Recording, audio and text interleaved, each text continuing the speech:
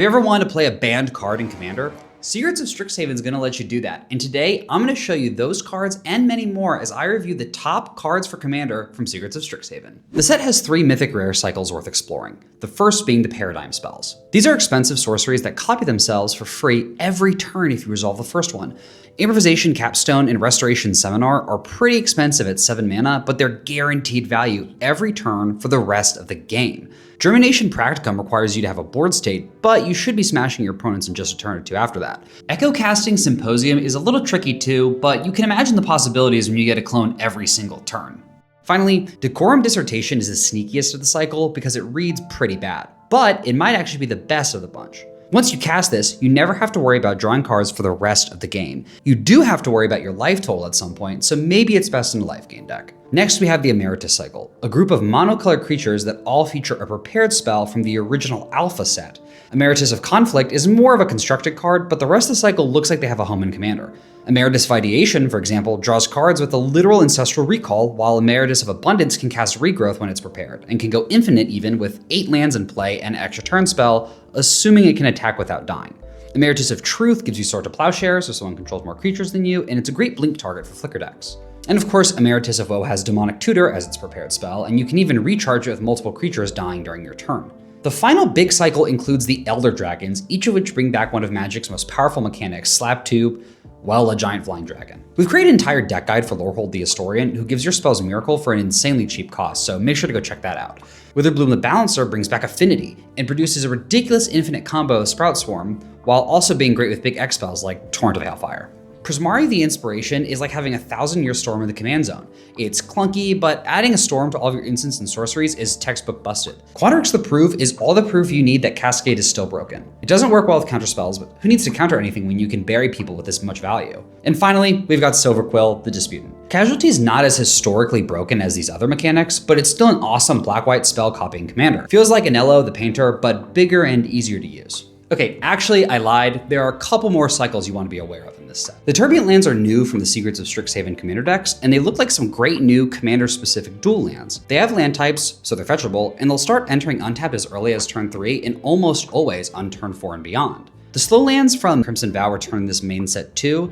These are great tier 2 mana fixers and might actually hit budget territory with this wave of reprints. Okay, enough cycles, onto a single card. 1 extra mana can make all the difference in Magic. When you're talking about counterspells, that's the difference between counterspell and cancel. Mana Sculpt is just 1 more mana than Mana Drain, and that makes it much more fair of a card. Plus, you have to have a wizard in play to make this anything worth talking about at all. Next up is one of my favorite cards from the set. It's a sorcery speed draw spell, but it's just too cool not to talk about. Mathemagics covers a lot of bases. It's a cantrip for 2 mana, a draw 2 for 4 mana, and you can scale it all the way up to a win condition since you can target your opponents and empty their library. It'll cost something like 14 or 16 mana to actually take someone out with this, but that's doable for some ramp heavy decks like Simic. The closest comparison to this card is Blue Sun Zenith, which has been used as an infinite win condition since basically forever, and it even shovels itself back into your library so you can take out all 3 of your opponents in Commander.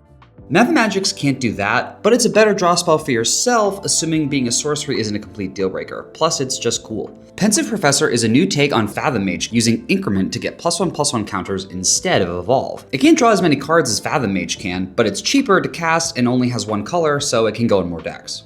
Grave Researcher doesn't do anything the turn you play it, but it's pretty easy to rack up some extra reanimation by just having this sit and play. One pro tip is to try reanimating your opponent's creatures so you can keep your own graveyard stocked up to re-prepare the Researcher. There are a lot of combo cards in this set. For Commander, Molten Core Maestro is all about producing infinite combos. Basically any buyback spell that uses red mana and costs 5 or more total goes infinite with the Little Goblin. Searing Touch and Fanning the Flames are the best examples since these deal damage to players. Just get Maestro up to 4 power, cast one of these spells with buyback, and it's game over. I don't really care about Slumbering Trudge as an attacker or blocker, just as a 6 power creature that we can put into play on turn 1. You know what that means? That's right, a turn 2 Great Henge. This is an insane enabler for any sort of Power Matters card. Fight Rigging is another one that comes to mind, which you can fire off on turn 3 and immediately get the Hideaway card of Slumbering Trudge in play.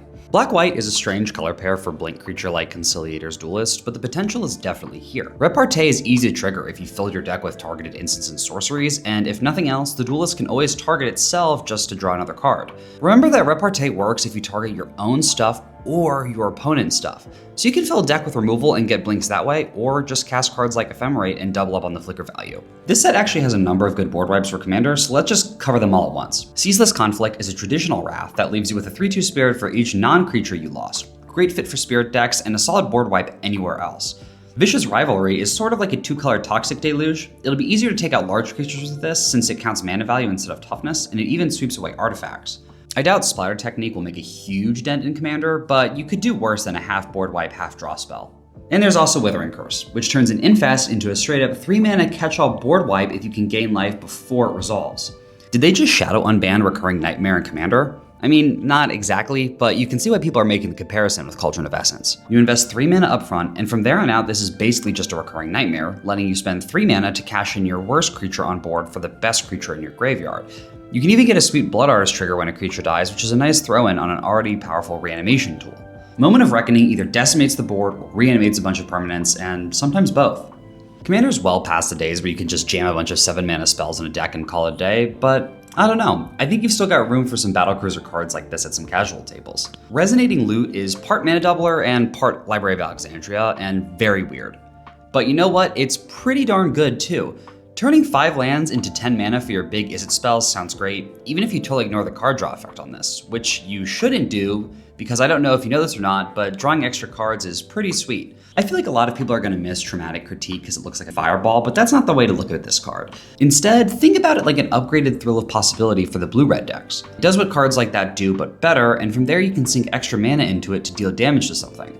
And hey, you can leave a Traumatic Critique of your own in the comments below if you disagree. We've only seen the text proliferate X times on one other card, Trommel Seymour's Butler from Final Fantasy, but Expansion Algorithm looks like it'd be way easier to use. Proliferating is just one of the most fun things you can do in Commander, and doing it as many times as you can pay for mana sounds pretty busted. This is every Planeswalker's new best friend, and it'll rock in +1/+1 counter decks too. I love me a good Council's Dilemma card. For 3 mana, Fateful Tempest gives you some combination of impulse draws and damage to your opponents. Since you can always just vote for yourself, you can always replace it by drawing at least 1 card. And if you're playing a deck with a bunch of expensive spells, like the type of deck that would already want a Combustible Gearhulk, your opponents are gonna have to think twice about taking the damage. This isn't a perfect fit for every red deck, but it's great in decks with big mana costs or cast from exile decks like Prosper. Have you ever cast Channel in Commander? Well, probably not unless you're cheating since it's banned in the format, and for a good reason. Yavimaya Bloomsage, however, lets you do it without getting kicked out of your LGS. You just have to get a big creature into play first, survive a turn cycle without the rest of the table running you over. It might sound a little silly, but this feels a lot like Felidar Sovereign or Revel in Riches. These alternate win cons that auto-win on your next turn but paint a huge target on your back. And that's probably exactly how you should treat someone when they have a prepared Yavimaya Bloomsage in play, because if you let someone untap with Channel and Commander, that might as well be game over. If you enjoyed the video, please make sure to subscribe. Make sure to go check out our daily newsletter. The link's in the description, and you can join 50,000 other Magic players reading it every single morning.